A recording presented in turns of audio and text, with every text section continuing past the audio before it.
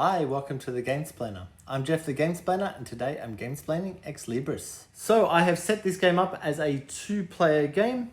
I know there's a lot of space in the middle, but that will get filled up very quickly with the bookshelves. If you have watched my Gamesplayed, you'll have an idea of how the game plays and what we're working towards. So I'm just going to have a play through a little bit of it and then I'll jump to the end to show you the scoring, because I think it's really important to understand the scoring and how that all works. So before we start, everyone has 6 cards.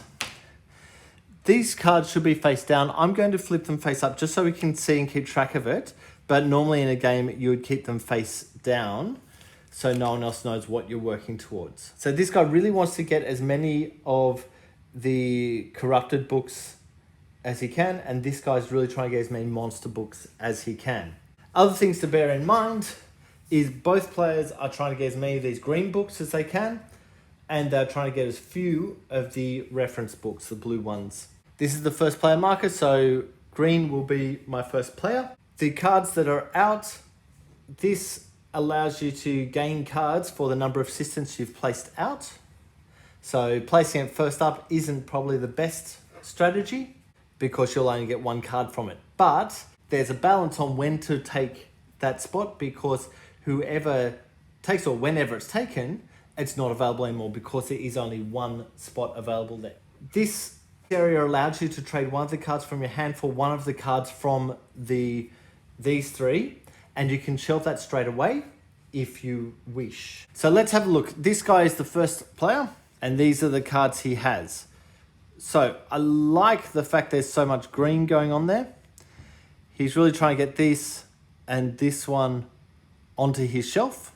He really doesn't want to shelve this one at all. The reason he doesn't want to shelve this is because of the 2 banned books that would be on there, and this really doesn't do much for him. So what he might do as the first step is put that there and actually trade that card in for this card, and he'll add that straight in. I know there's a negative point on that, but there's 2 of the positives, so it's probably going to work out in his favor for having that one there. We come over to this player. You'll notice this player has 2 Ds. That's number 3 and number 6. So if he gets 4 or 5, he needs to go in between those 2. But there's a very large deck there, so he may not get them. We'll see how that works out. And he's got number 1 on the C. He's really trying to get the monster tokens, which is that one. So he really wants to get that card into his shelf. He's not seeing any monster tokens up here, so he might actually ignore that. And he'll play down there, which allows him to grab another card, which has a whole bunch of monster tokens. That's probably a really good card for him. Back to this player, who will do the same thing. Let's grab another card and throw it into his deck. This player will do the same again and throw that one into his deck.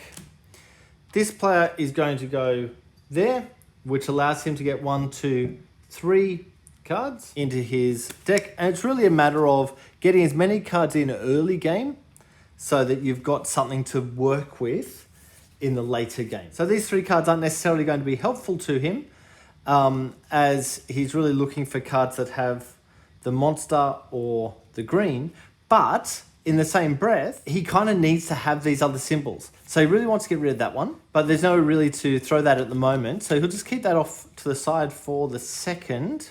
And what he might do is actually place that there so he can get one of the cards out of his hand, and he thinks he'll put that one. Okay, we've got to the end of the first round. So what now happens? These cards go to a discard pile. The guys that are out go back to their owners. The lowest numbered card, so looking at the top left, becomes a card that will stay there for the whole game. The other card is discarded. We now bring 2 fresh cards out, and then we start again. So it's this player's first turn. The 2 cards that are down here needs 4 cards on it. And what that allows you to do is when you go there, you're allowed to take 1 of the cards and you may put it on your shelf straight away. Notice that you may shelve it. It can go into your hand, but it's more useful to shelve because it's not going to take an extra action to get the shelving happening. Also notice this spot. The 3rd one has a 3+ symbol on it. The 4th one has a 4+ symbol on it, which means in a 2-player game, there's only 2 spots available. In the 3-player game, it would go to 3 spots, and 4-player game, 4 spots. And what this one allows you to do is if you've previously placed one here, you can place a guy there, which now allows you to take this assistant and, let's say, for example, that guy was there, remove that, replacing with your own, and therefore doing the thing, but return that to the other player. So this player has these 2 cards, a 4 and a 5 of the E. So those 2 actually sit right next to each other. So it's probably worth his while to try and get them down if he's able to. Now, it's probably not a bad idea to place that guy and to put this one directly above the one that's already there. This guy's turn. This guy is going to use that to grab that card because he's only 2 cards away from that one. And what he's going to do is he'll shelve it, but he'll shelve it underneath the D. This guy, once again, is going to just shelve. So he'll put that one there and put that there. This guy actually thinks it might be worthwhile to grab that L card because it is, it's ages away, but we'll give that a go and see what happens. It's over to this guy. Thinks he might do that to take another card. Now, this card has a banned book on it.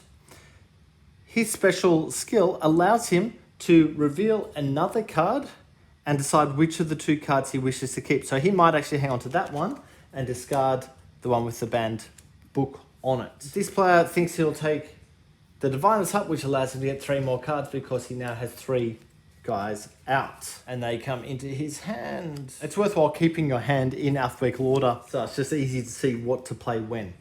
Okay, once again, we have got to the end of the round, which means that these guys are returned. The lowest card gets placed up the top. The higher card gets discarded. Notice that with the bookseller, there are only 2 more cards there. Once those are gone, visiting them absolutely does nothing for the rest of the game, but it still takes that location. So we then reveal the next 2 cards. This has a single card on it, so let's flick one out and we move forward. I'm going to jump through to the end of the game so you can get a feel for how the game actually scores, so just bear with me. So here we are just entering the final round. This player is player 1. He has over the 16 cards, which has caused the final round to begin. That is the cards that he has. So what he wants to do is put the M in the middle so he can move his things out with his wizard and then put these 2 up the top. And he's not even going to bother looking up at the top stuff there. So he'll just do that. Pull that out.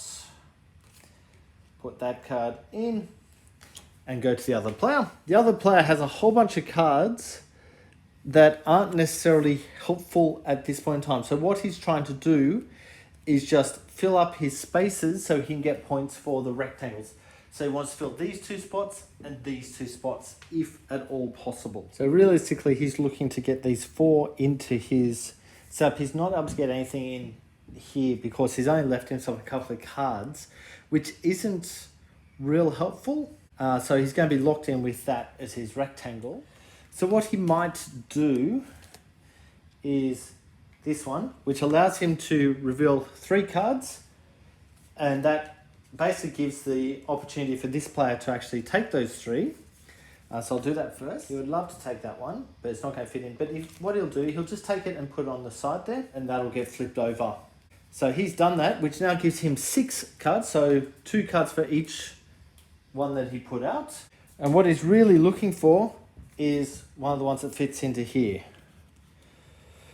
which he has found, and he then gets to actually place one of those cards out of his hand.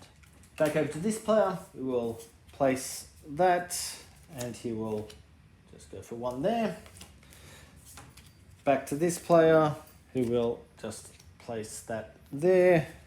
Back to this player, we'll place this card there, and back to this player for the last card to go down. Okay, so we now go into the scoring. So the very first thing that happens is you go through your shelves to check they're in alphabetical order. So we'll start over this player. C, D, E, 4, 5, F, G, H, IJKLMN. So this player should flip that card over. Now you do have an opportunity to flip things before this happens, but that's the one he wanted over anyway. KLMN 0212 3 PQR XCW 4 then 8 Y and Z. Yep, so that's fine. L for left, yes, he's done that. R for right. B C 1 8 D 1 3 F G J K L 2 then 5, yep. M 1 then 3 then 5 then 8. N 1 then 3. O P S U V X Z, and this one is unfortunately in the wrong spot. So that also gets a tick. We now go through and counting up how many of each thing that we've got. So we'll start with the corrupted ones, which is the skulls. This player has 1, 2, 3, 4, 5, 6, 7, 8, 9, 10, 11, 12, 13, 14. This player has 1, 2, 3, 4, 5, 6, 7, 8,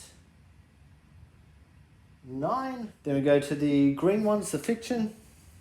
1, 2, 3, 4, 5, 6, 7, 8, 9, 10, 11, 12, 13, 14, 15. This player 1, 2, 3, 4, 5, 6, 7, 8, 9, 10. The yellow books 1, 2, 8. Yellow books over here 1, 2, 3, 4, 5, 6, 7, 8, 9, 10, 11, 12, 13, 14, 15. Monster manuals, that's the teeth. 10, 11, 18, 19. Then the reference text, which is the blue guys. 11, that's not good. And finally the purple one, spells. 5, 13.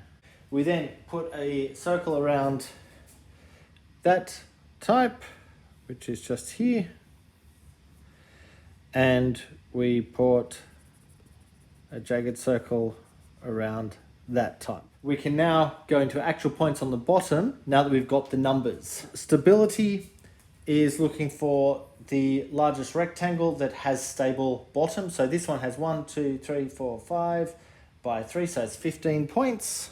This player has 1, 2, 3, 4, 5, 6, 7, 8 by 3 has 24 points. The prominence work bonus is this one. So this guy gets 15 points. This guy gets 9. So he had the most, he had the second most. Then penalties for the banned books. So this guy's got -1 point, of course there's one of them. This guy's got -11 points. Then you're going for the variety bonus, which is 3 points for the smallest group. So this guy has 5 of his smallest group, which is 15 points. This guy has 9 as his smallest group, which is 27 points. Then it's 2 points per the library focus. So this guy has 14 of them, which is 28 points. This guy is looking for monsters, so he's got 19, which is 38 points. And then we add all of these numbers up, and this player is the winner with 88 points to 72. And that, my friends, is Ex Libris.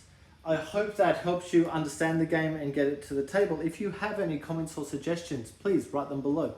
If you have any games that you would like to be gamesplayed, please shoot me an email to thegamesplainer@gmail.com.